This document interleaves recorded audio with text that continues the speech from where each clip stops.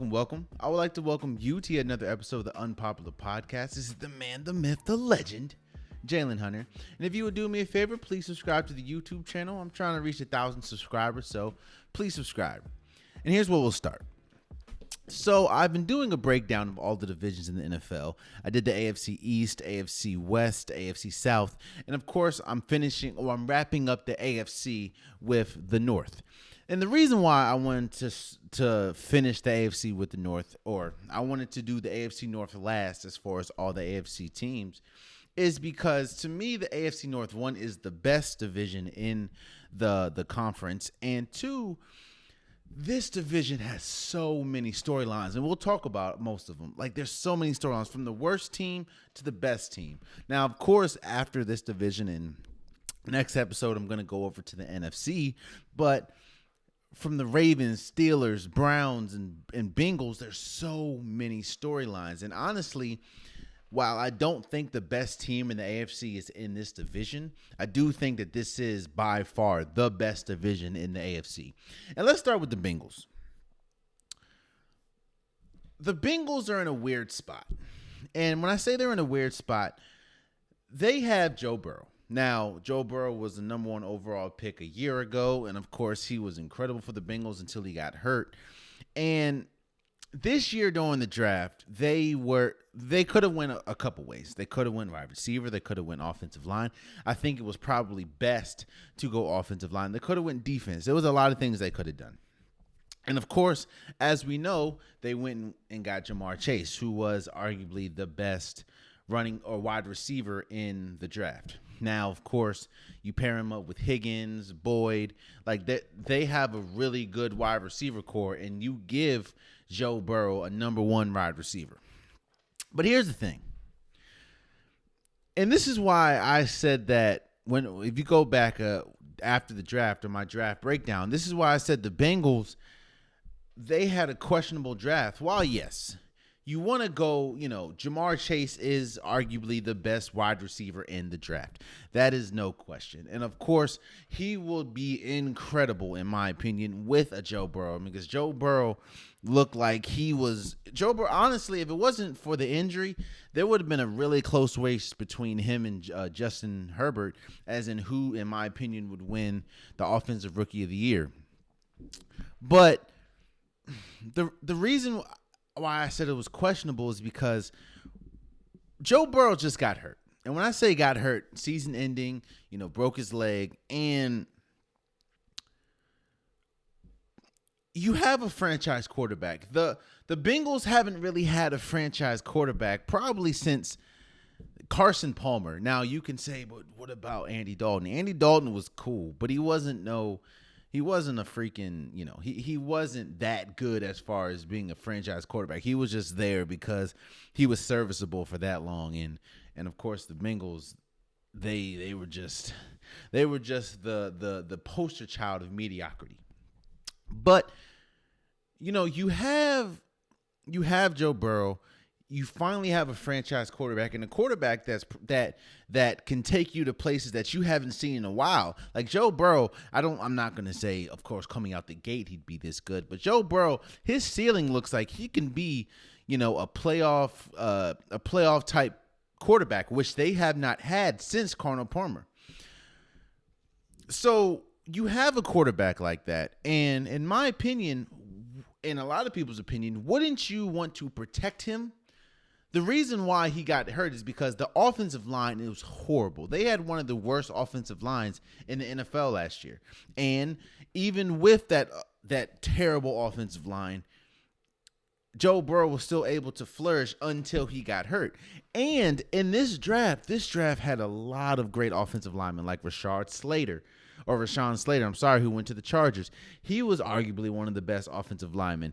And this was a deep offensive line draft, like extremely deep. And in my opinion, yes, it's not the flashiest pick to pick maybe Rashawn Slater, but at some point you want to do something to protect your franchise quarterback.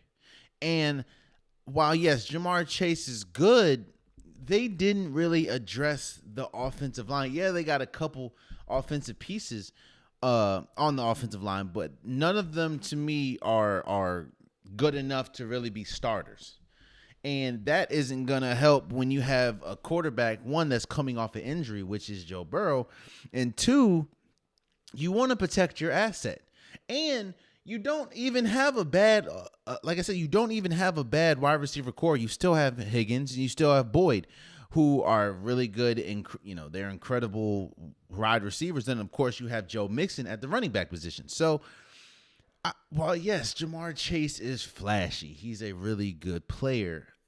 He could arguably be a top wide receiver, or their top wide receiver, and he has all the makings to be a great wide receiver. He looks like a bigger, let's say, I'm not gonna say faster, but bigger, stronger CeeDee Lamb. And if he can produce like CeeDee Lamb produces for the Cowboys, then of course the Bengals would take that and run with that.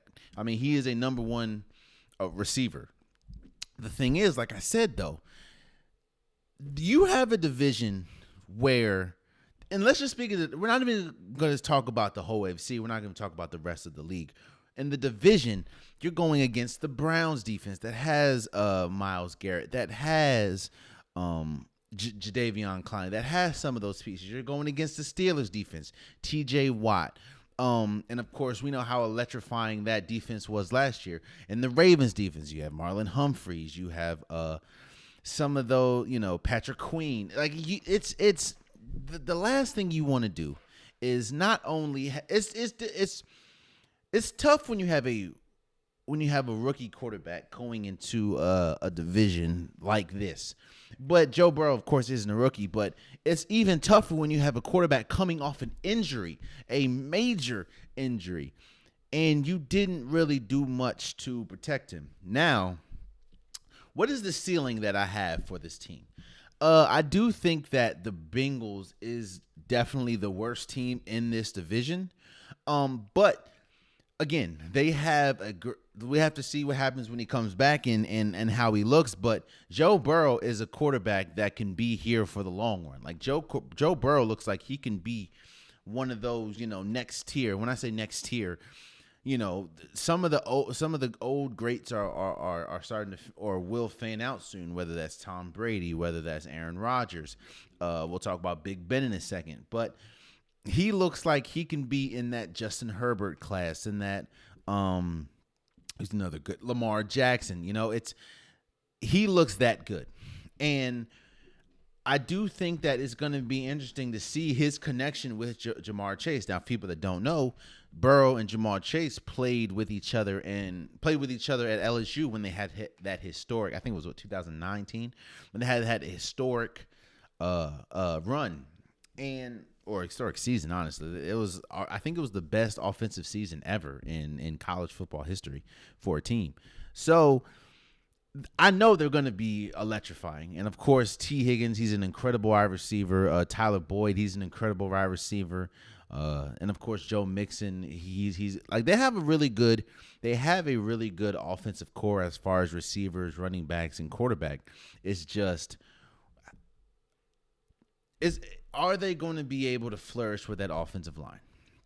And that's the biggest question that I have with this team. You know what I mean? Like, and again, I felt that this draft was kind of primed for it, man.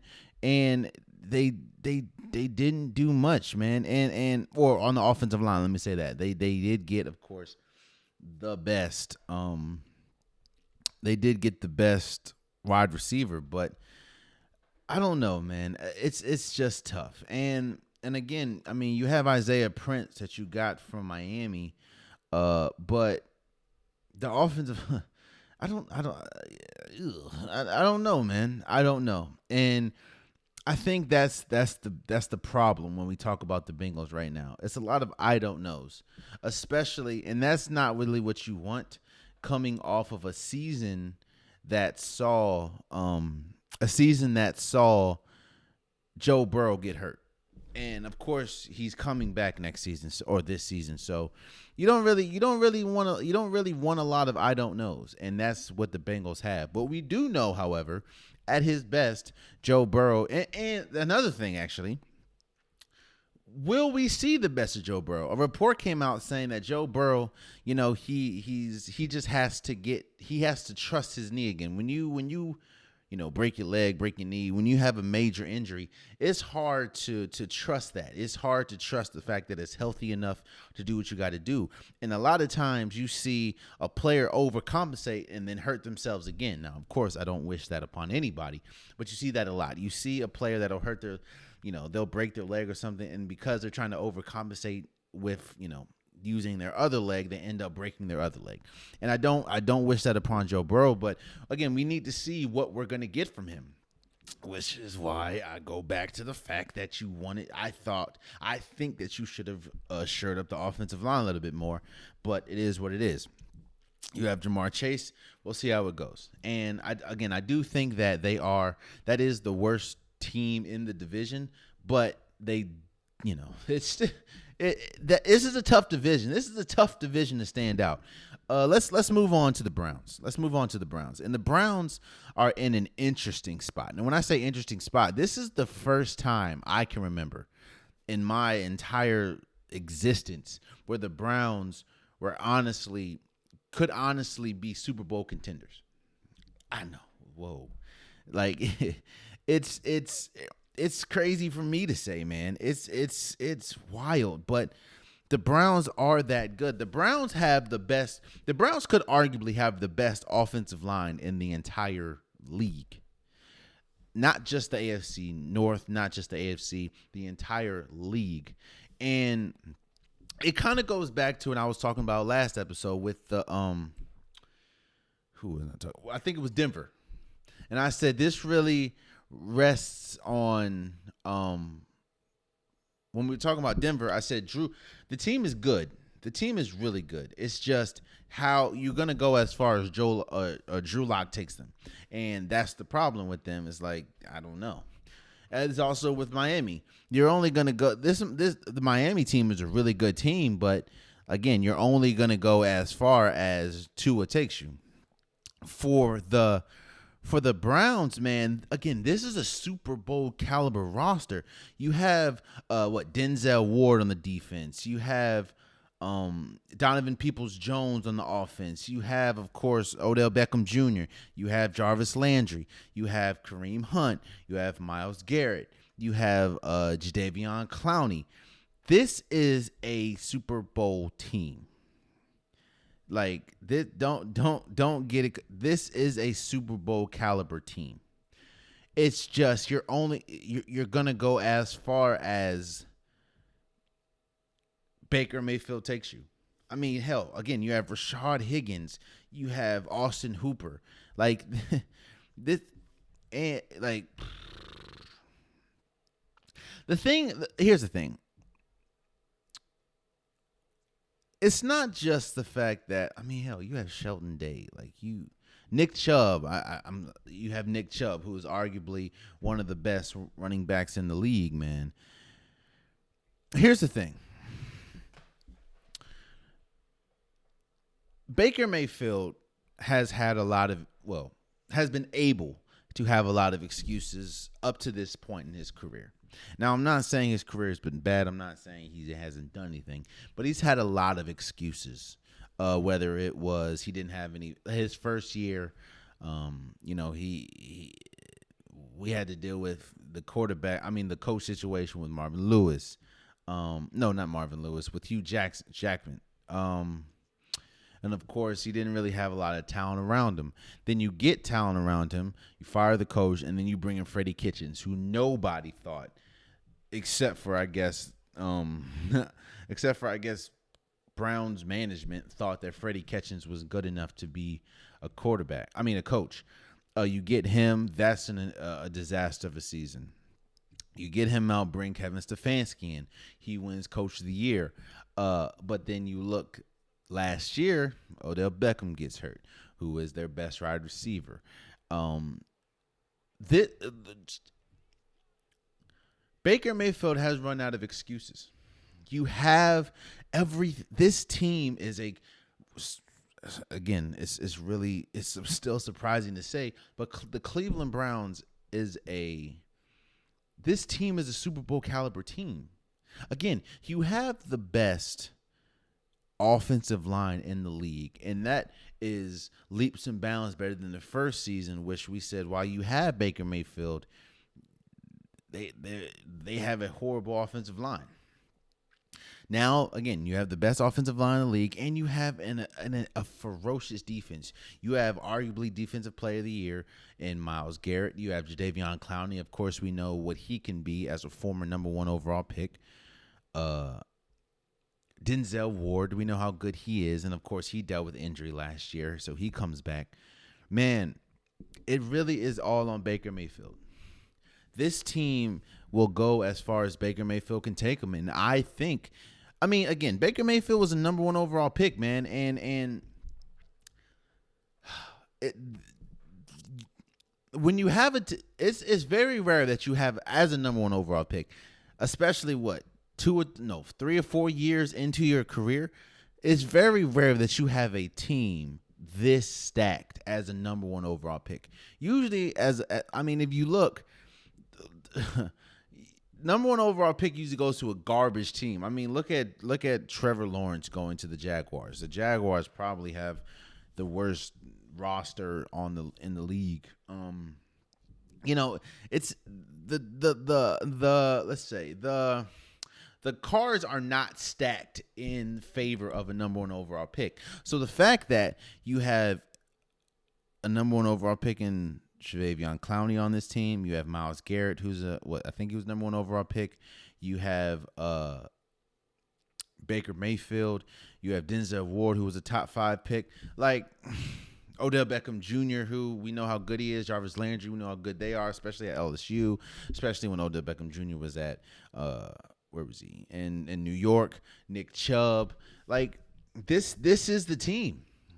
And it really, this team has the pieces to be the best team, not only in the AFC North, but in the AFC. And that's saying something when we talk about who's in the AFC, as far as, like I said, the Bills and the Chiefs, man, and the Chargers. Like, this team is better than the Chargers. This team on paper is better than the Bills. And this team on paper can arguably be better than the Chiefs. No, it does. No, Baker Mayfield is not Patrick Mahomes. But when you look at the sheer talent that the Browns have, they have more pieces than Mahomes does with the Chiefs. They have more. The Browns have more pieces than Josh Allen and the Bills. They have more pieces than Justin Herbert and the Chargers. They have more pieces than Lamar Jackson, the Ravens. So it really, man, it really is on Baker Mayfield, and I can't really stress that enough, man. And I'm not like a lot of the media pundits, because the media pundits keep saying, you have to get Baker Mayfield all out of there. Baker Mayfield's not the guy. I don't know that, man. I don't know that, but I do, and Baker Mayfield has gotten better year after year after year, but it's all aligned for them. I'm not saying that they have to win a Super Bowl. I'm not saying that. I'm not saying that. But what I am saying is they have to look like the at least a top team in the league. Like, you're coming off a season when you were 11-5, third in the AFC North. You have to improve on what you're doing. Like, at some point, you can't keep doing the same thing. And this, like I said, you can't look like you're just the third best team in the AFC, especially with these pieces, with this entire roster. Like, that's just not going to cut it. And it goes back. This is a quarterback-driven league. If Baker Mayfield is not the Baker Mayfield that, if he's not a number one, does not play like a number 1 overall pick, it doesn't matter how good this defense is. It doesn't matter how many weapons this offense has, man. And as good as a coach that Kevin Stefanski is, it's not going to go anywhere. And I do think that, when we look up, I think this team has to at least be in the conversation to play for an AFC championship. I think that should be the floor for them. Because of how good this team is, they should be able to at least make it to the AFC championship. Now, I know that's a lot putting a lot on a team that didn't make it to the AFC Championship and God knows how long. In fact, I don't even know they've ever. Yeah, they have. I don't. God knows how long they made it to the AFC Championship. But again, I've rattled off so many names, man. This team is so stacked on both sides of the ball. And that's another rarity as well. When you have a team, it's very rare that you have a well-balanced, stacked team like this. Like when we go back, if you look at when the Rams went to the Super Bowl, that's a team that was incredible offensively and had like a couple defensive pieces. They didn't win it, but that was probably the last time you can really see a stacked team from the Bucks. But of course, we'll talk about that when we get to the NFC, but that's just on another level. But yeah, for the Browns, man, it's really how far Baker Mayfield takes them. Now, I think that he can take them if he continues to improve and he's saying the right things. Apparently, all the reports coming out from practice are saying he's been incredible. Odell Beckham Jr. looks like he's back to 100%. So, again, it's all about this team is going to go as far as Baker Mayfield takes them. So, and I think we can take them far. I think they can take them far. And we'll just have to see. We'll really have to see. Let's go over to the Steelers, man. And the Steelers is a confusing bunch in my opinion. First and foremost, the Steelers, for people that, I'm not going to say because people are not forgetting. I understand. I know. Okay, guys. I know. I'm aware the Steelers were 11-0 last year. I know that. I understand. Hey. Trust me, I know. I know that the Steelers went 11-0 last year. I know that they were the best team by far in the NFL and for 11 weeks. Like, I know, okay? I know. But what those people, I guess, tend to forget or tend to just omit from their memory is the season isn't 11 game. It's not an 11-game season, right? The season before this year is 16 games. Now, again, this year is 17, but it was 16 games, and they finished 12-4. And in those 4 losses, they looked incredibly bad. And I said this all last year. Don't let winning allows you, which makes sense, but winning allows you to put your blinders on to a lot of things. Winning definitely allows you to because you're winning, everything is good, right? Because you're winning, everything is peachy cream. You don't really need there's really not much to think about because you're winning. Like, you don't really need to worry about much because you're winning. But even in that 11-0 streak, there was a lot of red flags for the Steelers. Red flag number 1, the Steelers, even with Chase Claypool, even with Juju Smith-Schuster, even with Williams, even with some of their pieces, some of their incredible offensive, wide receiver core, they could not throw the ball downfield to save their life. We talked about a lot how bad Drew Brees looked towards the end of the year because he just didn't have any arm strength. The same thing can be said about Big Ben. They just didn't have he didn't have the arm strength. They couldn't throw the ball deep. That was a problem. Another problem they had was they were the worst or bottom, probably the second worst or worst rushing attack in the league. And this is, they had Snead, they had I forgot his name, James Conner.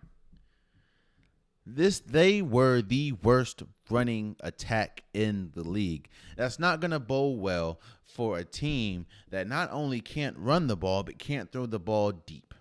Because all you're going to do is play up close because they know you have to kill them with slants, but you're not going to be able to kill a team with slants in the playoffs. It's neither here nor there, or a good defense at that. But not to mention I'm not going to. Another problem, and probably their biggest problem, was their offensive line was horrible. Their offensive line was bad. They didn't give Big Ben a lot of time. The offensive line was the biggest reason why they couldn't really rush the ball, because they weren't able to protect Big Ben or the rush. They just kept they could not make any rushing lanes. It was just that it was bad.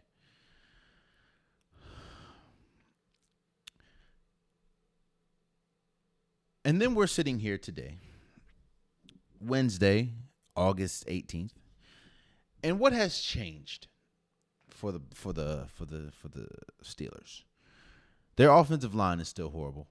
I don't know if it's going to be as bad, but their offensive line is still bad. Pouncey retired, but their offensive line still sucks. Their defense, which was a bright spot all last year, that is going to still be good. Now, I know Bud Dupree, who got injured last year, he got traded or signed with signed with the Titans. But there, you still have TJ Watt. You still have Patrick Micah Hyde. They still have a top tier defense. You still have Claypool, who is still a very good young wide receiver. You still have Juju Smith-Schuster, who is still a very good young wide receiver. You still have Williams, who is a good young wide receiver. You have Kobe White, like I said, James Washington.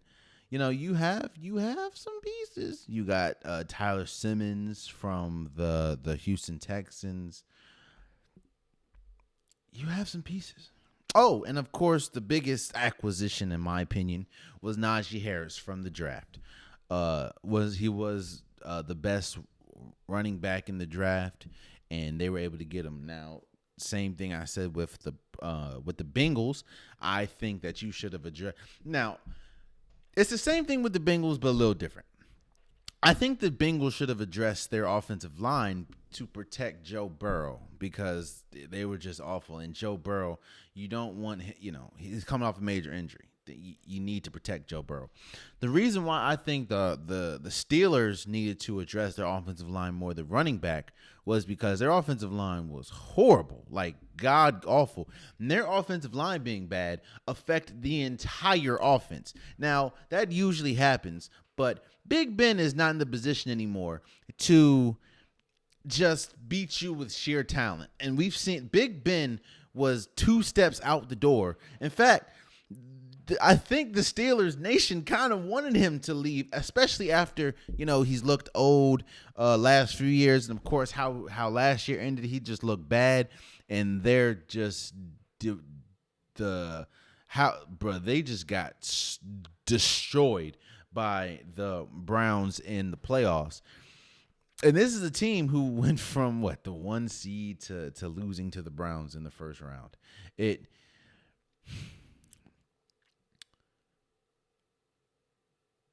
I think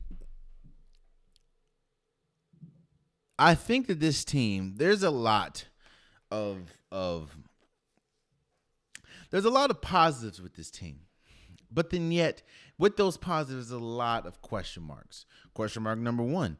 Wow, no, you didn't really address the offensive line. So even with Najee Harris looked really good in the preseason.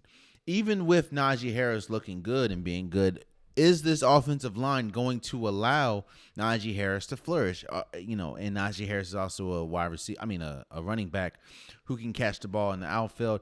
He kind of looks like you can kind of play him like a Christian McCaffrey type player. But again, is this offensive line going to allow can they protect him enough and create holes for him enough to flourish? 1 question mark. 2 question marks. Or question number 2. Claypool is really good. Juju Smith-Schuster is really good. Washington's good. Williams is good. But is any of those players good enough to be number 1 receivers? Now, the question, a lot of people thought that that job was pretty much going to go to Juju Smith-Schuster once AB left.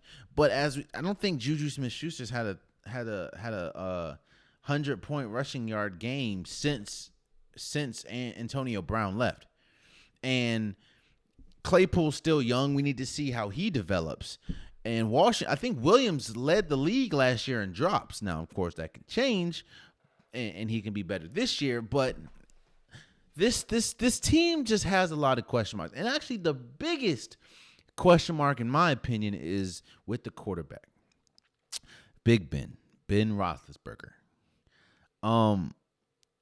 We've seen all preseason that Dwayne Haskins looked good. Shouts out to Dwayne Haskins. He was with Washington for a while. That ended pretty bad. Steelers picked him up, and he's looked really good. Now, it is the preseason, so you're not really seeing the number ones until, like, the last preseason game. But it looks like the Steelers have a heir apparent to Big Ben. Do I think that Dwayne Haskins is going to be as good as Big Ben? No, I don't. But it looks like if Big Ben's not there, Dwayne Haskins is able to pick up the slack. At least he looks 10 times better than Mason Rudolph. But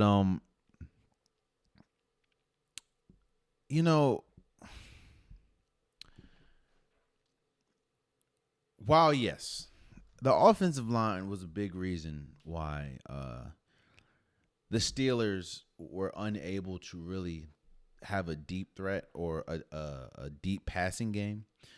A lot of that also was Big Ben and the deterioration of his arm.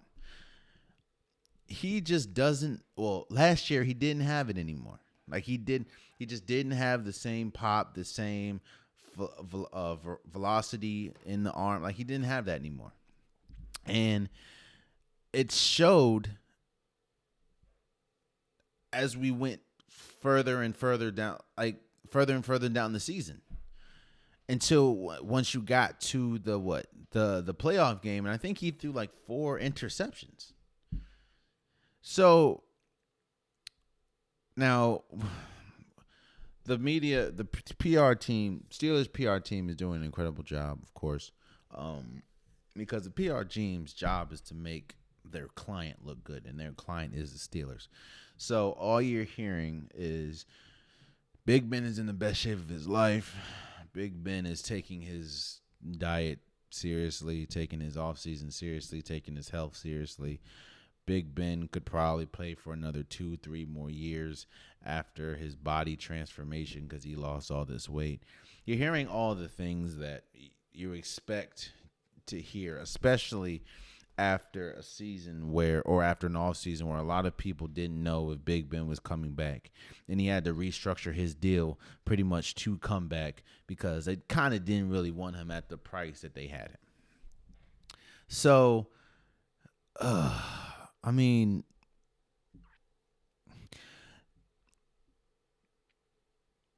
this team is not a championship team. Don't get it confused. Yes, you have a great coach in Mike Tomlin.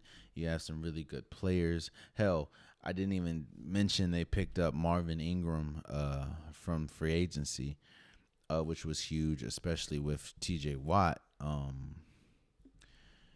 And, of course, you still have Cameron Hayward. You still have a lot of pieces. But Joe Hayden. But it's like this team, there's so many limitations at this team, or at least that we've seen. Now, again, we have to see how the season plays out, but there's just so many limitations, and their limitations are huge limitations. Don't get me wrong. Like, it's different if your offensive line was bad, but you had Patrick Mahomes or you had Josh Allen as your quarterback. Like, they can with their running ability and scrambling ability, and they can still get the ball downfield, and they're still young, so their arm strength is still there. Big Ben has never been really a mobile quarterback. He's pretty much his calling card has been that he's a big burly quarterback where he can, you can hit him and he bounce off and still throw it. That's not him anymore. Well, yeah, he's still big and everything. He's not running anybody over. He's not out. He's never been able to really outrun anybody. And again, the velocity, his arm strength has deteriorated to now the point where you have speedsters like Juju Smith and Chase Claypool, but all they can do is freaking slant routes because he can't throw the ball downfield. So this team has a lot of questions as to what's gonna happen, man. But no matter how you slice it, this team is not a Super Bowl caliber team.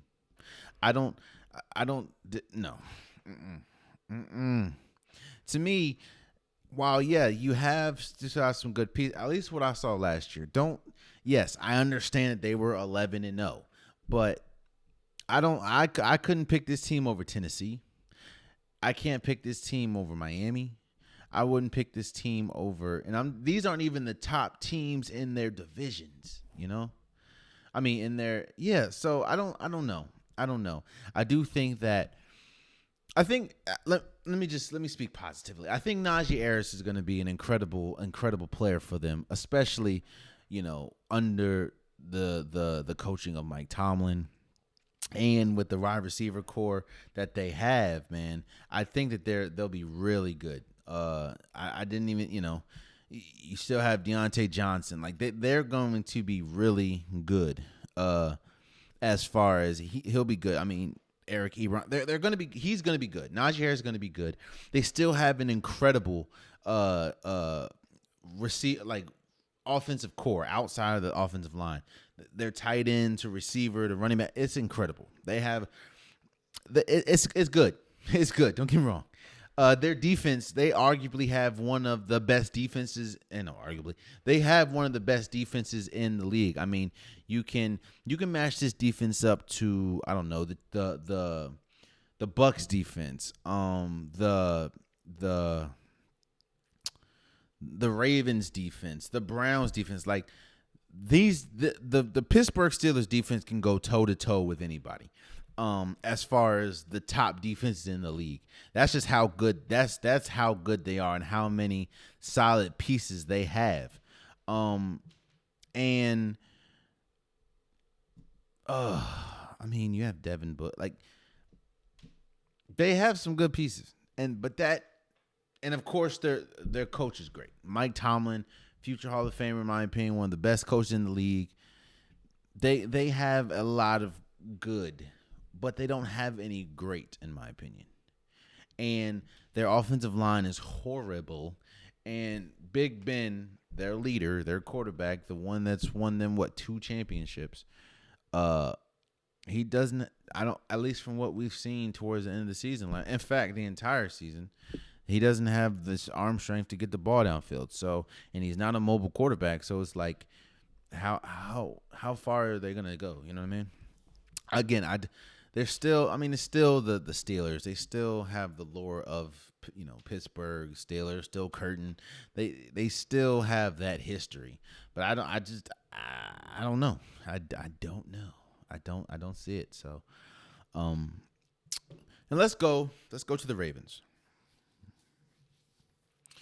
The Ravens is a team that needs to understand what they're good at. No, they understand what they're good at. The Ravens understand exactly what they're good at. But I think they have to understand that just because they're good at it doesn't mean that something else doesn't have to improve. And what do I mean by that? The Ravens is probably one of the best, if not the best, running teams in NFL history. When you have Lamar Jackson, who is a speed demon, who is one of the most elusive quarterbacks in NFL history. When you have, running backs like Dobbs, when you have running backs like your whole game, the Ravens' whole offensive attack is based on running the ball, a running attack. You know that because of how much they run the ball, how how frequently they run the ball, and how their best their best receiver is Mark Andrews, who is a tight end. Like this team's calling card is smash mouth, run the ball football. Now, a lot of that is because just they're just that damn good at it. I mean, again, you have J.K. Dobbins, you have Gus Edwards. They were able to let Mark Ingram walk. And of course, you have Lamar Jackson. That's just who you are. That's there. When you have those three, I mean, yeah. This whole offense has built itself around Lamar Jackson's greatness as a runner, and Lamar Jackson's greatness as a whole, and of course, running the ball. However, with that being said, running the ball a lot is only going to get you so far. And as we've seen, you can be the most electrifying running attack in the league, but in the playoffs, teams are able to stop that. As you've seen, the Bills, even though the Bills defense is not that good, the Bills were able to stop that. A year before, the Titans were able to stop that. So this team needs to get better at throwing the ball. A lot of that falls on Lamar Jackson's shoulders. He has to be. Now, don't get me wrong. A lot of people want to go out there and say that Lamar Jackson can't throw the ball. That is furthest from the truth, in my opinion. Lamar Jackson can throw the ball. Now, is he Tom Brady? No. Is he? Does he have the accuracy like a Drew Brees or Aaron Rodgers? No. But he can still throw the ball when he needs to.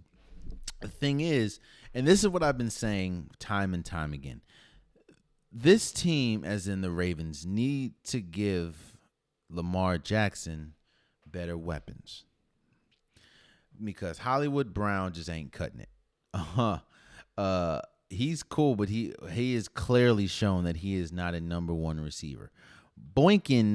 Miles Boykins, he's cool. He's all right. He's tall too. He's a 6'4" receiver. Cool. He's not a number one receiver. Now, they did really do good in the draft. They got Rashad Bateman out of Minnesota. Now, he is injured, and he's going to miss a couple weeks. We need to see what happens with him. They were able to go and get Sammy Watkins. So that they did address that. Now, Sammy Watkins ain't really been a number one receiver since Clemson, and we need to see what happens with Rashad Bateman, but it's not looking too good don't get me wrong, when I say it's not looking too good that he's starting off his career with injury. Now it's a groin injury, so he's able to bounce back, but again, we need to see how that goes. But Lamar Jackson and this Ravens team is really it's weird to say, but this team is only going to go as far as the throwing game takes them. And what does that mean? I understand that this team is based on smash mouth running and an incredible defense, and their defense is incredible. When they have Derek Wolfe, they have Marlon Humphreys, who is a Pro Bowler. They have what's his name? What's his name? Well, let me say it. They have an incredible defense. Jimmy Smith, Patrick Queen, like they have a squad defensive. They arguably have the best defense. They just picked up Justin Houston. They have arguably the best defense in the league. But again, they've had a top defense in the league for a while. They've had a top running game in the league for a while, and they've struggled in the playoffs, and they're going to continue to struggle in the playoffs if they don't evolve their passing game. Am I saying that they need to be a pass happy team? No. Am I saying that they need to ditch the run and be more of a Chiefs or be more of a Bills? No.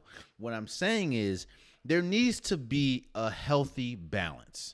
As far as you can be a smash mouth running team, but you also need to be able to lean on your on your throwing game if needed, because come the playoffs, it's not going to be that sweet to just, as we've seen, they're not going to be able to just run the ball all the time.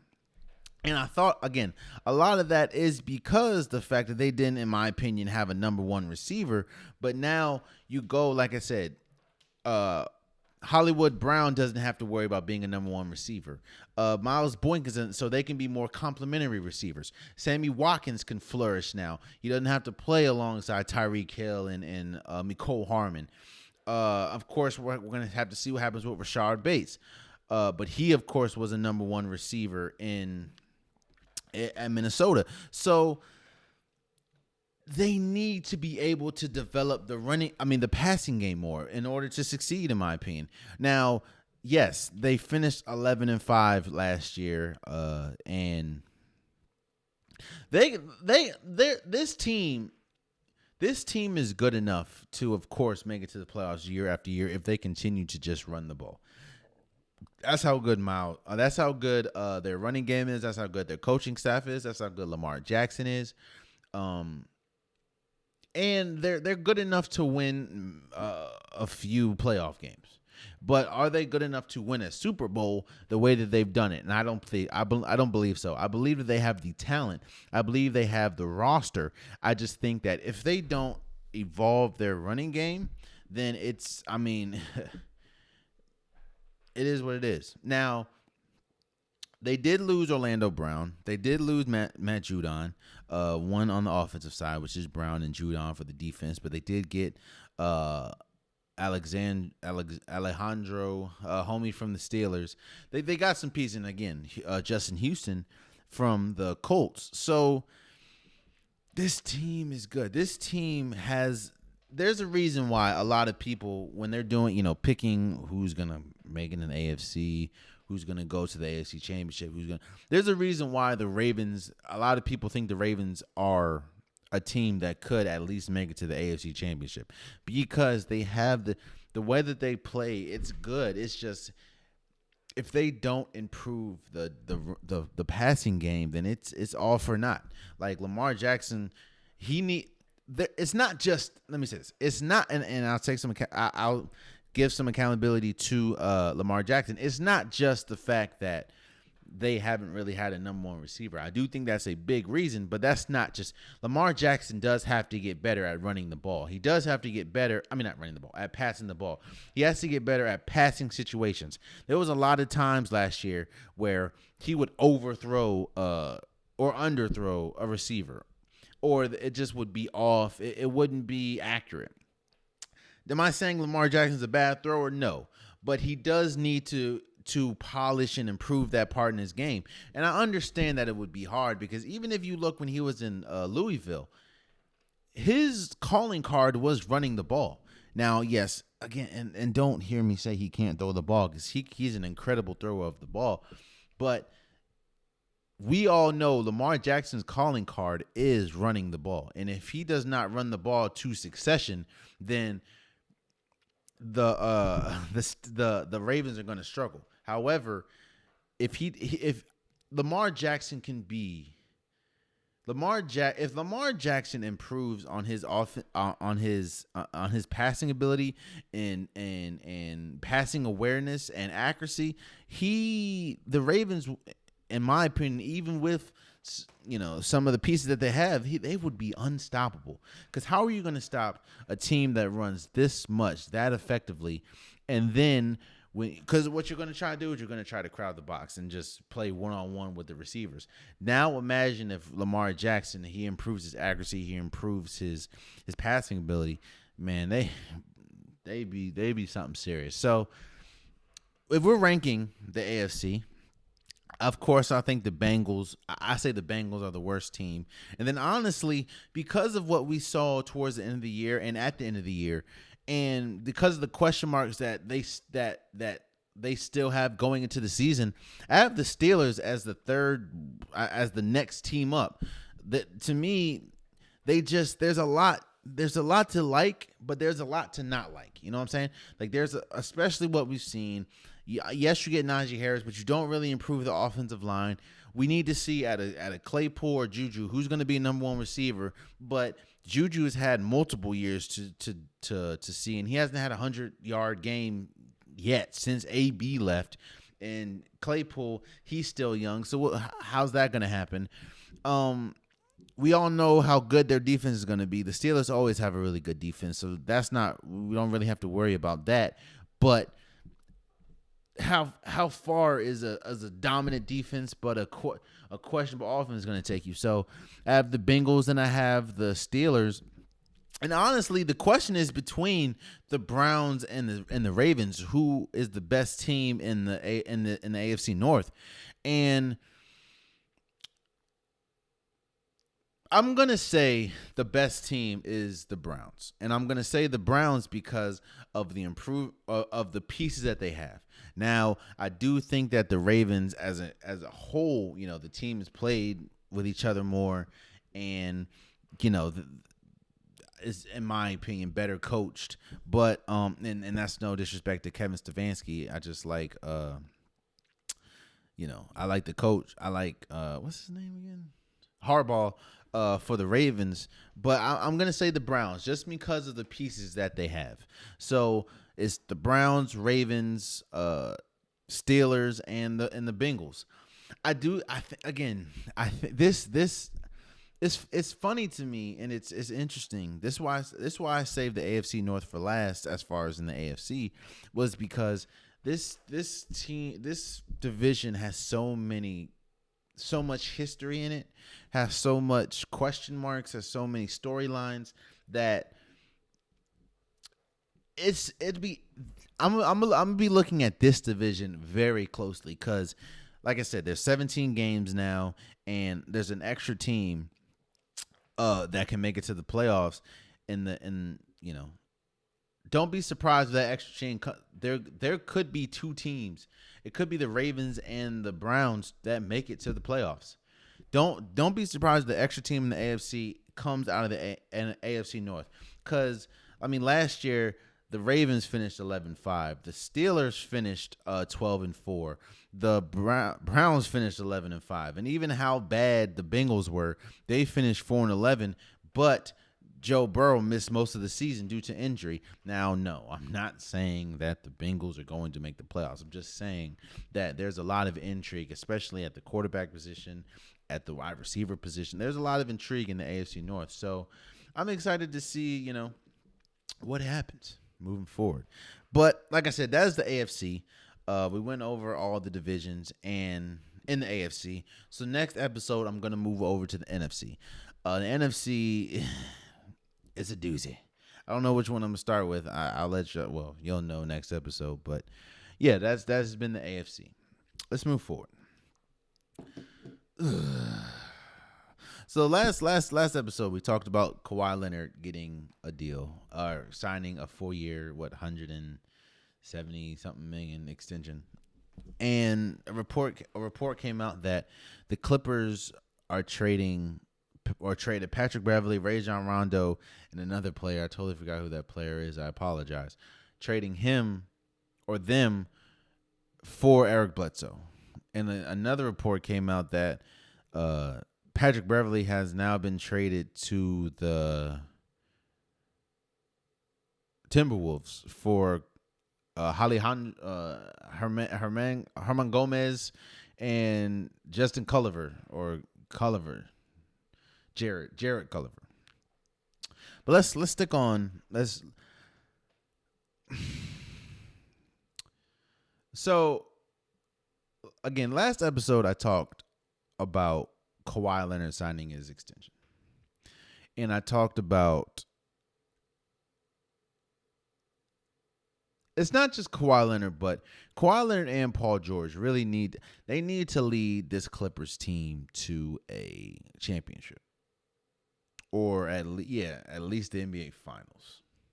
In order for these deals to match up to anything or be justified. And honestly, I think they need, because they pretty much threw away a lot of their future for these two players, they definitely need to win a championship. But then you see this move, right? Don't get me wrong, man. Eric Bledsoe, in fact, Eric Bledsoe, man. his best days are clearly behind him. Clearly behind him. He wasn't good in New Orleans. He wasn't good in Milwaukee. In fact, he gets off of Milwaukee and they win a championship. Now, I know a lot of that was Giannis, but a lot of that also was Drew Holiday, who they traded Eric Bledsoe to get. The Clippers, when you look at the landscape of the West, let's not just say the NBA, the West, man. This move doesn't thread the needle. And that, to me, is a problem when you see some of the moves that, the Lakers are making. When you saw, of course, Klay Thompson will be coming back. Denver, Phoenix, the team that just made it to the championship. Like, I don't know if this,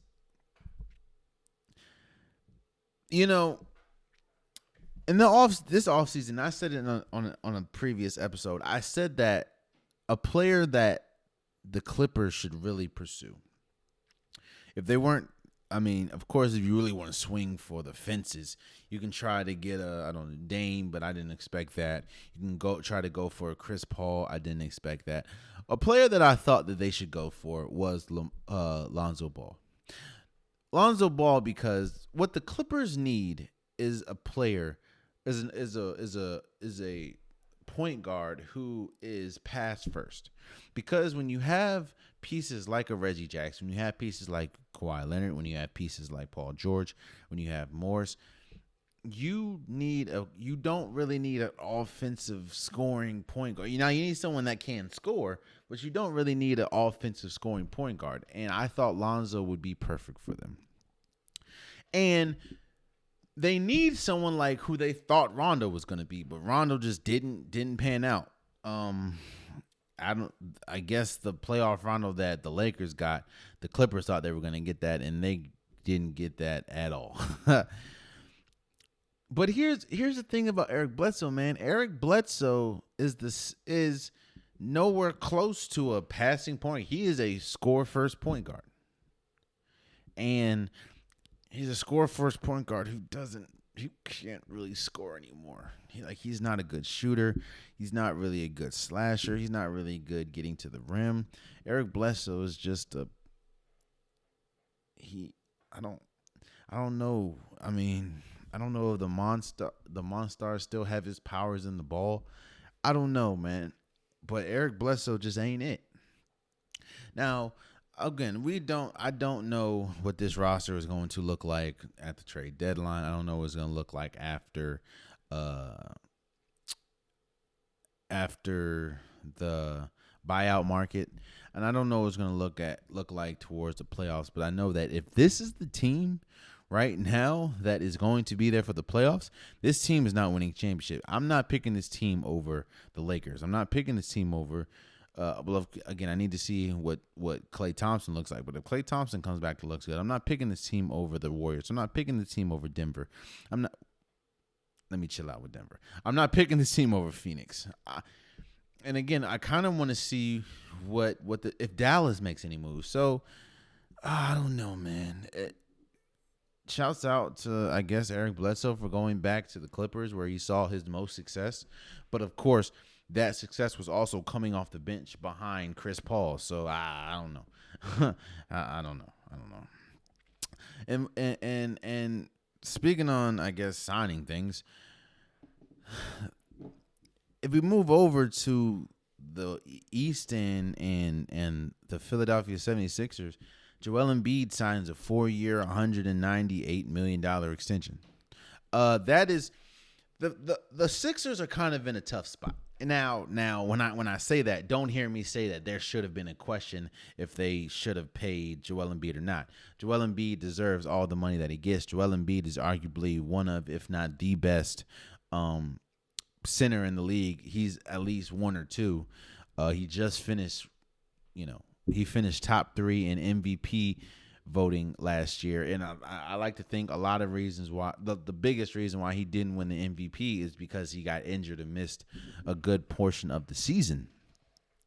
But the Steelers, I mean not the Steelers, the 76ers had to do this. They had to pay Joel Embiid. And why they have to pay Joel Embiid? First and foremost, you don't know what's going to happen. You don't know the future for Ben Simmons. They've been trying to trade him. Apparently, reports come out saying more than likely he's going to start the season with the team, even though he hasn't answered none of their calls, but they can't really find a trade partner. You don't know what's going to happen with Ben Simmons. The last thing you want to do is lose Ben Simmons and Joel Embiid. That new. Because again, what do you have to fall back on? You know, if you lose one of those players, of course, the writing's pretty much on the wall. We think that Ben Simmons is going to be gone. I don't know if he's going to be gone by the start of the season. I don't know if he's going to be gone by the trade deadline. But Ben Simmons will not be here. I don't believe he will be on this team this same time next year. So what do you have? You at this point now you'll be in a territory that you haven't been in, and that is you have a central superstar in Joel Embiid. Now it's time to build around him. You have Daryl Morey, who's been really good at building around a central player, i.e., what he did with the Rockets and James Harden. You have Joel Embiid, now build around him, and that's it's not. It's not really a question. Okay.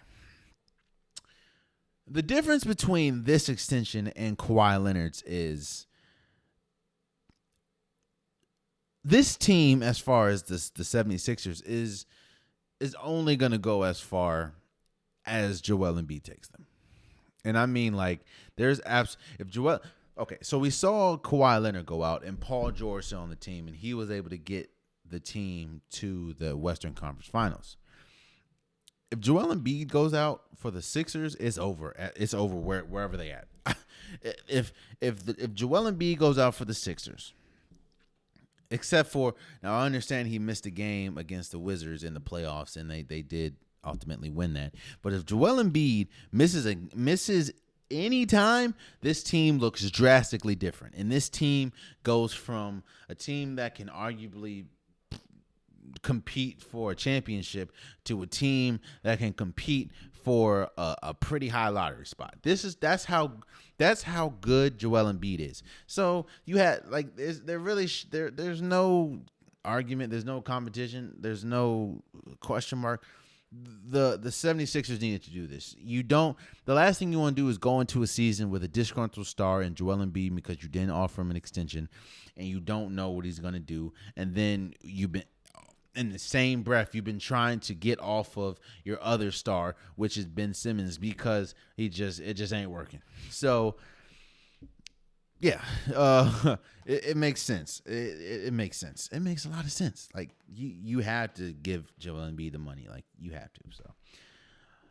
So, moving forward, I also, I wanted to say shout out to Carli Lloyd. She announces that she will be retiring from soccer or Team USA soccer or soccer in general. I don't know. In the fall, she's one of the most decorated soccer players, women's soccer players. I mean, she has 2 FIBA World Cups. She has 2 Olympic gold medals. She's been FIFA Player of the Year or Women's Player of the Year 2 times. She just helped Team USA win bronze. I mean, she's very accomplished. Shouts out to her. Shouts out to, she will go down as one of the best women's soccer players that Team USA has ever had.